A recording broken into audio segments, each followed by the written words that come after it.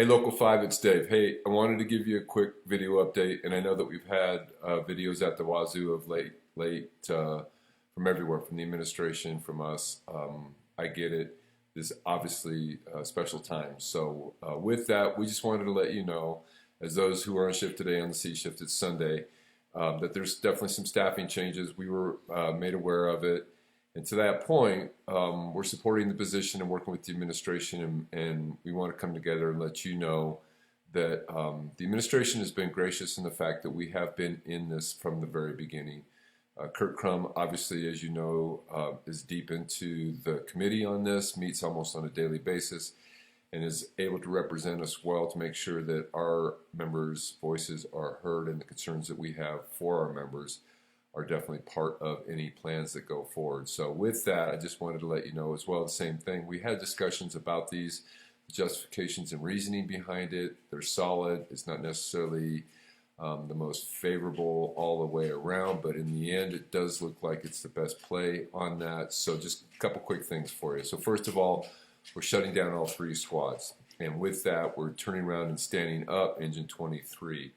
This is a staffing profile that we make sure that we don't, first of all, expose our squads to the abuse that they could possibly take as two-person companies, and that four-person Engine 23 allows us to help offset the call volume that's the most significant in the city and providing the two in and two out, the protection that we have.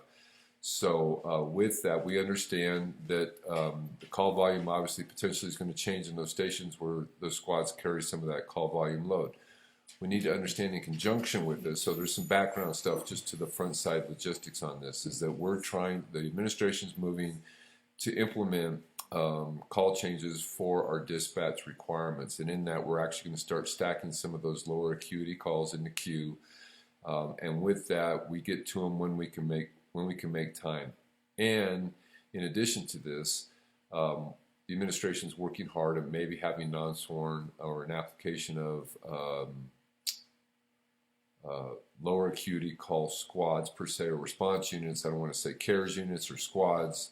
You get what I'm saying, is that we're trying to develop essentially a tiered response plan. And to that point, our hope is that the overall call volume is going to decrease, or at least not spike significantly as we move into this next couple week time frame, so that we're not destroying those companies that would have normally split those duties between a squad and an engine, and now we're looking at just the engine taking care of that. We need to make sure that we are in fact doing this for the purpose of us taking care of ourselves. So in and of itself, that's a good thing. There are also going to be some staffing adjustments made to that with that squad, so that's going to reduce the squad elimination is going to reduce our daily staffing from 126 to 124 as we stand up the engine. So 6 down from the squad, stand back up an engine is 4, so there's definitely 2 difference. It's going to be an adjustable Rubik that as we go forward, depending on the amount of overtime that we have, or that's required, I should say, to put butts in seats. Once we start hitting some thresholds, if in fact we do,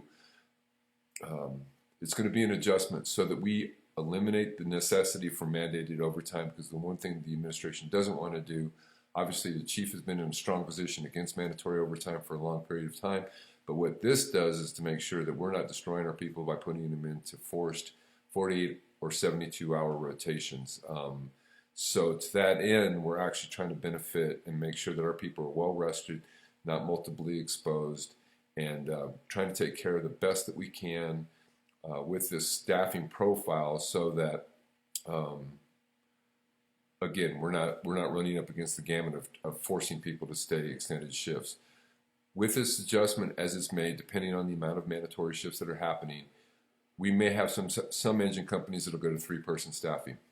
We get this. This is something obviously that labor has stood in strong opposition to for an incredible amount of time, and we've been successful to that end, far beyond even some of our departments in the state.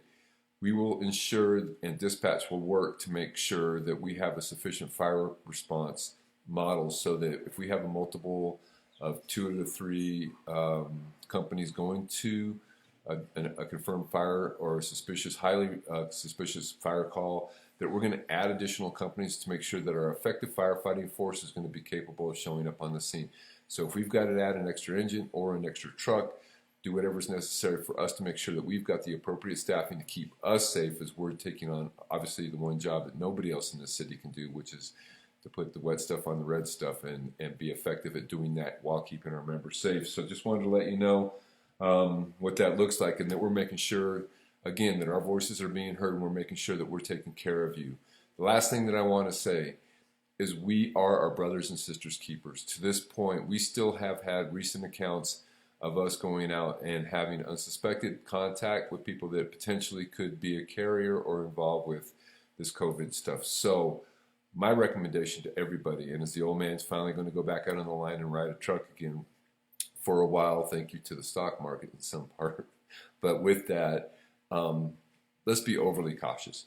Let's consider every circumstance that we go into. There's great news that's just came out. Thank you, Cameron, who sent me kind of an updated backstory to the healthcare workers in some of the other countries where this has already swept through it, and now they're seeing it kind of come out on the backside, is that we don't need to be in like full-on hazmat, head-to-toe suits, but we do need to have consideration for appropriate PPE, N95 masks, goggles, gloves, and if we can, suspected patients, the gowns. But even when we're just responding to potentially traffic accidents or somebody's fallen off a bicycle, let's at least consider having eye protection on, up to goggles would be terrific, and that N95 respirator on. That mask is going to be so helpful in determining keeping our people safe.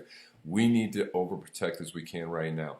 I know that we need to maintain a kind of reserve and try to be protective of our resources, but at the same time, if this thing runs its course in a short period of time and we're trying to hold on for an extended, drawn out fight, there needs to be that balance in the middle. So make the commitment of protecting you and your fellow crew members as much as you possibly can right now.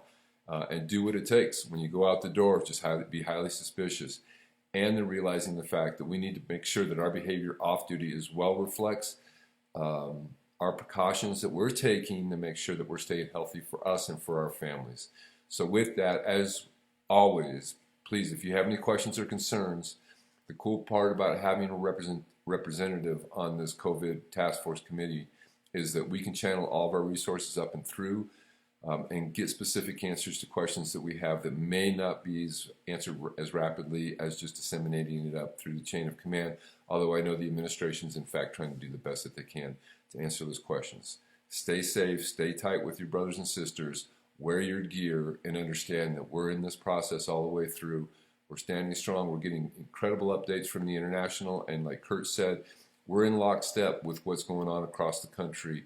So please realize that everything that the administration is doing at this point in time is truly with the best interest and intent of, first of all, keeping you safe, because it's vital that we keep us in play to keep this community safe. And with that, I wish you the best. Again, touch base with any executive board member if you have any questions or concerns, and we will see you out there.